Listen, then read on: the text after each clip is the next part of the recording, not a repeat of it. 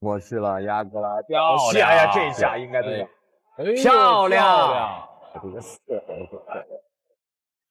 你看这几下都是，这是邱建良职业生涯中打得最艰难的一场比赛，不仅要明防对手施展的各种违规招式，还要按守裁判临时定下的特殊规则。老外本想买通裁判，在主场黑掉邱建良，结果邱建良化身坦克，火力全开，疯狂暴揍他。这位联合裁判的老外就是来自埃及的本土拳王艾哈迈德·伊斯梅尔。作为埃及皇室后裔，这家伙不好好当他的大王子，却偏偏选择这项危险又刺激的运动，以此来证明自己。再加上他是家中的独子，这就导致父母对他几乎有求必应，特别的娇生惯养。能在21岁的年纪就取得18连胜的耀眼战绩，这其中肯定少不了金币的打点。先不说他的实力如何，最起码在埃及这个地方，绝对可以做到拳坛上的只手遮天。本场比赛，他的对手就是来自中国的坦克邱建良。此时年仅29岁的邱建良已经斩获了羽量级的世界第一，一路的风风雨雨也是让他始终坚信正义可以战胜邪恶。所以，艾哈迈德那些不为人知的小把戏，在邱建良面前根本不顶用。话就不多说了，让我们来看一下邱建良在擂台上的精彩表现。随着裁判一声令下，比赛正式开始。黑色短裤是中国选手邱建良，白色短裤则是埃及选手艾哈迈德。21岁的艾哈迈德能与29岁的邱建良打比赛，那绝对是多少职业拳手毕生的梦想。然而艾哈迈德不仅不以此为荣，居然还妄想联合裁判当场黑掉邱建良。要知道，此时的邱建良也是荣获羽量级世界第一的位置，正处于职业巅峰，能打17，再加上出生于平凡家庭的他，能到如今的地位，全靠自己的辛苦付出。所以对于艾哈迈德这种投机取巧的行为，邱建良可谓是十分憎恨。不过，既然老外敢将主意打到他的头上，那必定要用绝对的实力给他一点颜色看看。典型的埃及式的进攻方式，拳法的大规模的速攻，对。漂亮！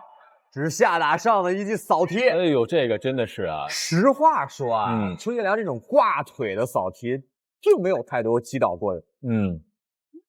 但是呢，我觉得这个能给对方心理上造成一个巨大的特别大的影响，就是有一种冷不防被对方的这个突施冷箭给打了这么一下。没错。就是对对方心理建设是一个打击和摧毁。比赛才刚刚开始，邱建良就击倒了对手一次，足以看得出来，艾哈迈德虽然有刷子，但绝对不多。不过邱建良也并没有因为拿到优势而放松丝毫警惕，毕竟这家伙是从小就接触的泰拳和自由搏击，就算18连胜的战绩中有水分，那实力也绝对远超一般人。反观艾哈迈德，此时也表现得十分小心谨慎。与以往比赛为所欲为不同的是，站在他面前的可是大名鼎鼎的世界冠军。即使已经打点好了一旁的裁判和最终判定人员，但邱建良在世界体育组织还是有一定分量的。如果表现得过于明显，那很有可能会得不偿失。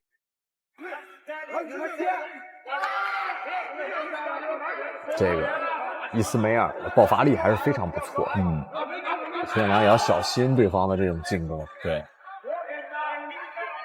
而且对手很年轻啊，这个刚刚21岁，这个有时候会冷不丁的来一次重击啊。对，所以说你预判的是这个拳怕少壮嘛，那他的这个肌肉力量啊、反应速度啊，这个一定是在一个这个相对很好的这个状态。是，而且呢，这个在身高臂展上两个人是差不太多，但是呢，这个身高，看这家伙杂乱无章的大摆拳，就知道家底有多么的殷实。他这2把刷子，可能连我们国内少年组的水平都拿不到。如果不是有着裁判明里暗里的偏袒与帮助，那艾哈迈德说不定早就已经被打哭了。而邱建良作为智商最高的智慧型选手，也并没有打得过于激烈，看似是他与对手的抗衡，但实则却是与裁判与规则的较量。如果一上来就不给老外一点面子，那气急败坏之后，说不定会做出什么丧心病狂的事情。所以这就要求邱建良在给足对手脸面的同时，还要保证自己的安全。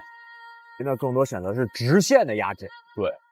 刚才是中了一嘴，真的转换自己的职责。我们看邱建良、邓泽奇啊，包括赵春阳都开设了自己的这个拳馆。对啊，这样桃李天下的这种心愿，我觉得还是非常值得鼓励。因为他们经过这个摸爬滚打呀，有丰富的经验，就你传授给更多的年轻的朋友。对，把自己的技艺再传承下去啊。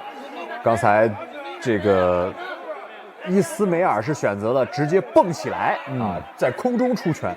经过一个回合的试探，艾哈迈德绝对是已经意识到了事情的严重性。就他这三脚猫功夫，在邱建良面前根本不足挂齿。反观邱建良，只要抓住机会，那必定会用连续的组合拳招呼到对手的头上。要知道，羽量级世界第一这个称号，对于邱建良来说只是锦上添花。就算没有挑战成功，那他的实力也是大家有目共睹的。俗话说，授之以鱼，不如授之以渔。对于中国拳坛未来的发展，邱建良也为此付出了巨大的贡献。所以，开设拳馆，想要培养出更多的中国勇士。因此，像艾哈迈德这种只会歪门邪道的邱建良，必须要尽快扫除。这个空军的住所以后呢，是不太能到处参观的，我们也并不知道这些选手的训练的过程。但是给我们的感觉就是这些选手的这个爆发力都十足，而且不太怕拳。对，上来之后，其实刚才这个严博老师也说，这个是典型的这个埃及的风格的打法。所以我们也不能说以偏概全，说所有埃及选手都是这个风格。至少今天这登场的这些选手，大概的主流方向都是很热衷于这种打法。是的。这才是第二回合，艾哈迈德就已经露出了自己的狐狸尾巴。只要遭受重击，那绝对会消极搂抱，等待裁判的介入。而这也绝对是邱建良打得最憋屈的一场比赛。一旦被这家伙盯上，那不仅没有施展动作的空间，还会直接被打乱比赛节奏。再加上这是在埃及的地盘，所以台下的观众都是为艾哈迈德加油助威的。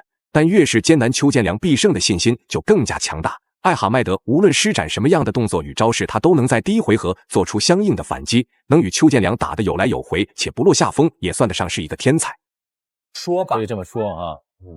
第二回合的话，我觉得其实这有待商榷。第三回合，邱建良的优势应该没什么争议。邱建良再次做起摇闪步近身，李斯米尔好像看到了希望一样。毕竟能跟世界第一在3回合当中打成平局啊。对。这已经是可以出去，是吧？吹一阵子的了，吹一辈子咱先不说啊，可以吹一阵子了。邱建良有些急了，我的心态有些焦躁。对，应该还是这个情绪上有一些受影响。是，没错。全程都在挨揍，且被击倒读秒过一次的艾哈迈德，绝对体会到了人生中最大的一次打击。作为当地的公子哥，既然有财力称霸埃及拳坛，那就应该老老实实的做人。而不应该异想天开的想要夺走邱建良最引以为傲的冠军金腰带。要知道，在擂台打出了数十年的邱建良，其中付出的辛苦和努力是他远远无法想象的。居然仗着财富通天和父母的宠爱，就想轻易夺走其他人打拼了半辈子的东西，相信暴怒的邱建良一定会让他感受一下正义的力量。对，这人已经开始跑着打了，伊斯梅尔。感觉他可能没有做好这个4回合的准备。对，你看这几下都是又再次倒地，裁判直接读秒了，认为太消极了吗？我刚才并没有看到进攻。我是认为他这个整个把身体抡出去之后，然后顺势倒地啊，可能有借这个机会喘息的这个是一个非常明显的喘息的缓解的这个小伎俩吧。艾哈迈德现在肯定已经在心里破口大骂了，赢不了就算了，想输也输不了，只能全程承担着邱建良施展的一系列重拳打击。能与世界第一打到现在，那艾哈迈德绝对能吹嘘一辈子。不过他千不该万不该将小心思打在邱建良的身上，如果不是因为邱建良顾及他皇室后裔的面前，那说不定早就已经被打得彻底躺尸了。以为主场优势和裁判的庇护就能夺得冠军金腰带，未免想的也太好了。真当观众和世界体育组织都是傻子吗？堂堂世界第一，如果输给了一个21岁的小伙子，那绝对会被人笑掉大牙。很典型的这个动作啊。